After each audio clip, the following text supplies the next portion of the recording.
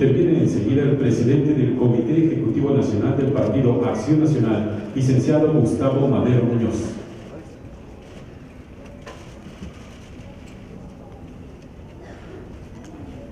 Señor presidente constitucional de la República Mexicana, señores presidentes de las cámaras de senadores, de la Cámara de Diputados, señores secretarios, coordinadores parlamentarios, estimados magistrados, consejeros electorales, amigos todos.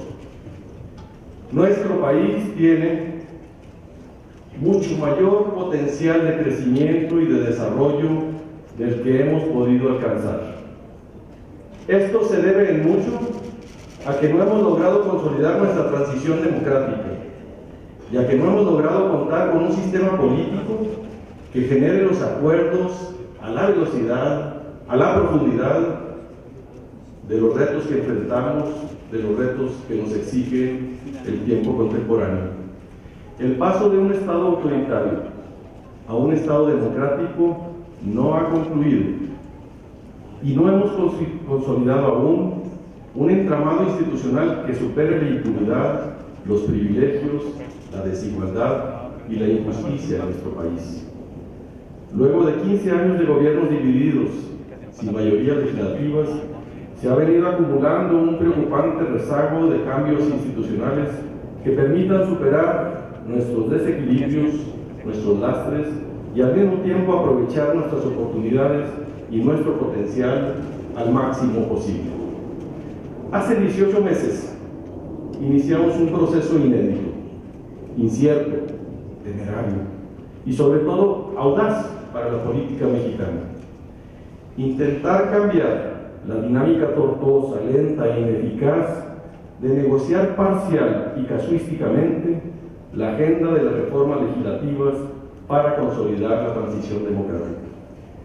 Hace 18 meses inició un proceso inédito en nuestro país para hacer política y construir acuerdos dentro de un pacto por México entre las tres principales fuerzas políticas y el gobierno federal. El espíritu de fondo tenía que ver con el reconocimiento general y amplio del envejecimiento del Estado mexicano, deterioro que se traducía en fallas de funcionamiento y por ende en el aprovechamiento por parte de poderes fácticos de estas lagunas o deficiencias para empoderarse, generando dinámicas de privilegios, de impunidad y la incapacidad de generar y garantizar el imperio de la ley, del Estado de Derecho que los mexicanos demandamos. Con inexplicable complacencia, en unos casos, y en otros con absurda connivencia, fuimos testigos de la manera en que estos poderes fácticos fueron sustituyendo o reemplazando los poderes formales del Estado en perjuicio de la nación, bajo una dinámica en la que reciclaban sus lealtades según el partido en turno. En realidad, nos debilitábamos todos. A la conciencia crítica y autocrítica y al reconocimiento de este deterioro sistémico, el Pacto por México agregó un ingrediente fundamental, un ingrediente indispensable, el de la interlocución confiable entre los actores de las tres principales fuerzas políticas y el gobierno federal. Este ejercicio de política nueva generó de arranque un conjunto de posicionamientos y acuerdos que reconfiguraron inmediatamente el contexto político nacional, generando al mismo tiempo sorpresa, admiración, en algunos casos oposición y en otros escepticismo. Han transcurrido 13 meses desde su firma. Muchos podrán argumentar que no se han logrado cumplir los 95 compromisos iniciales ni los 11 del adendum, pero nadie podrá negar que este espacio propició el mayor impulso reformador en muchas generaciones. Nunca las reformas habían avanzado tanto, y como en ninguna época de México, un presidente de la República ha logrado contar con tanta disposición y colaboración de la oposición, como el presidente Enrique Peña Nieto.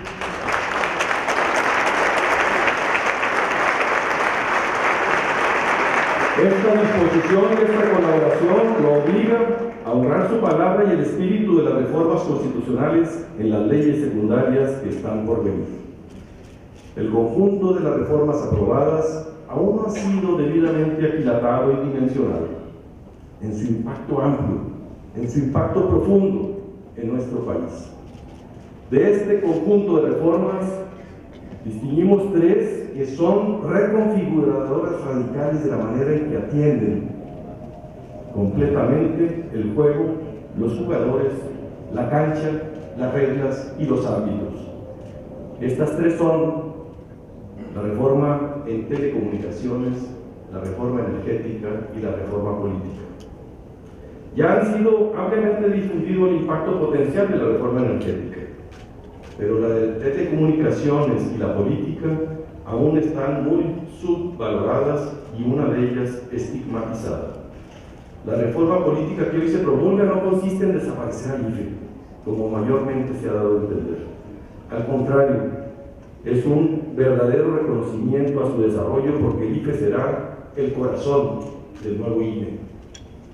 Se trata de reconocer que nuestra democracia tiene dos desempeños, dos velocidades: la dinámica de la política de las elecciones federales por un lado y la política y las elecciones locales por el otro. El estándar de nuestra democracia en lo federal, si bien es aún perfectible, es infinitamente mejor a nuestra democracia en lo local. Y esto es absoluta y rotundamente injustificable. Muchos dolorosamente han criticado que esta reforma era una moneda de cambio frente a la reforma energética, que era un quid pro quo. Esto es falso.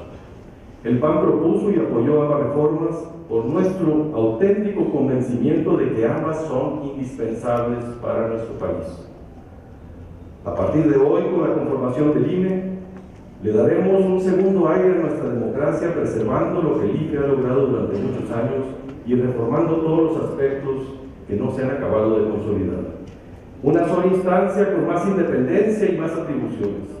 Una sola instancia que cuida y haga crecer a sus cuadros en el Servicio Profesional Electoral Nacional. Una sola instancia que puede intervenir y hasta organizar elecciones estatales cuando no existan las condiciones o la autonomía necesaria. El INE para Acción Nacional es la institución que necesita hoy México y que debemos de cuidar todos los partidos y todos los mexicanos. Sin duda, su mayor reto está en su integración democrática, su integración transparente e imparcial, conformarlo por hombres y mujeres que no solo tengan un prestigio que construir, sino un prestigio más bien que preservar, dotados de una biografía, de una historia que cuidar, y en ella un claro compromiso con la democracia. Un INE que en su constitución no reitere o repita el principal vicio que buscamos combatir con la reforma constitucional: los órganos a modo del gobernante en turno o de los estrictos intereses partidistas. Pasamos de la defensa IFE-céntrica a la revisión, la crítica y el mejoramiento de la democracia nacional en su conjunto.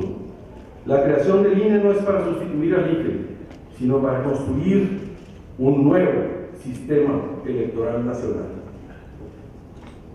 Con esta reforma, además, se abren muchas posibilidades que hasta hoy han estado cerradas en nuestro país. Estamos ante la mayor reforma constitucional realizada en nuestro país en materia de fortalecimiento del poder legislativo, la reelección consecutiva de legisladores federales y locales es su mayor ancla. Victoria programática del PAN, triunfo histórico de los mexicanos para que el poder legislativo sea fuerte y profesional, para que sean los ciudadanos los que juzguen el trabajo de cada diputado, de cada alcalde, y que tengan el poder de decidir su remoción o su permanencia en el cargo. Frente a la pluralidad que llegó para quedarse, se incorpora ahora la figura de los gobiernos de coalición para que sea el interés de México el que apunte el rumbo de las decisiones políticas. La autonomía del Coneval para que los resultados se midan con independencia sin que puedan ser manipulados. Y la paridad de género para que alcancemos una verdadera era de igualdad. Las candidaturas independientes para acabar con el monopolio de los partidos políticos. También estamos cambiando las pautas para los tiempos en radio y televisión porque es evidente que el actual sistema no es funcional. Establece claramente también como causal de salubridad exceder el gasto de campaña, adquirir cobertura mediática de forma ilegal y la utilización de recursos públicos en procesos electorales. El duelo entre los que centran su atención en la desaparición del IFE es ampliamente superado por el entusiasmo de quienes hasta ahora han padecido el atraso político en lo local. La capacidad del nuevo INE de establecer mejores estándares de desempeño democrático en lo local, sus facultades fiscalizadoras en los procesos locales, el nuevo Código General Electoral para desarticular las legislaciones a modo, los nombramientos obsecuentes y la sobrerepresentación judicial son logros muy alentadores para quienes contienden en las elecciones locales, con árbitros, con reglas y con cancha mucho más dispareja en lo local que en las contiendas federales. Estas, entre muchas otras modificaciones, serán la pauta para elegir gobernantes y tener mejores gobiernos. La reforma soluciona muchos de los problemas que denunciamos en los procesos electorales recientes. En un régimen presidencialista, sin embargo, la cultura del vértigo por el vértice arroja todos los créditos y se concentran en un solo actor, el presidente de la República. Sin embargo, no solo sería injusto, sino altamente inconveniente para poder valorar el modelo de colaboración, el no llegar a reconocer que estas reformas no solo fueron posibles gracias a los votos de los partidos de oposición, sino fundamentalmente gracias a sus ideas, sus demandas y sus propuestas. Debo agradecer a los órganos de mi partido, al Comité Ejecutivo Nacional y al Consejo Nacional por apoyarnos en la decisión de participar en estos acuerdos y reformas dentro del Pacto por México. Con sus resolutivos, el Consejo Nacional nos instruyó no solo a participar en él, sino a hacerlo distinguiéndonos con la capacidad de propuestas de mayor calado reformador y democratizador. Viene una etapa de grandes oportunidades, pero también de riesgos. Son reformas vivas, están en marcha, y no debemos descartar que ahora que vamos a la legislación secundaria, volverán las resistencias de los agentes económicos y políticos afectados por las reformas. En un escenario ahora de aprobaciones bajo la fórmula de mayorías simples, es deber cuidar y honrar lo pactado e inscrito en la Constitución.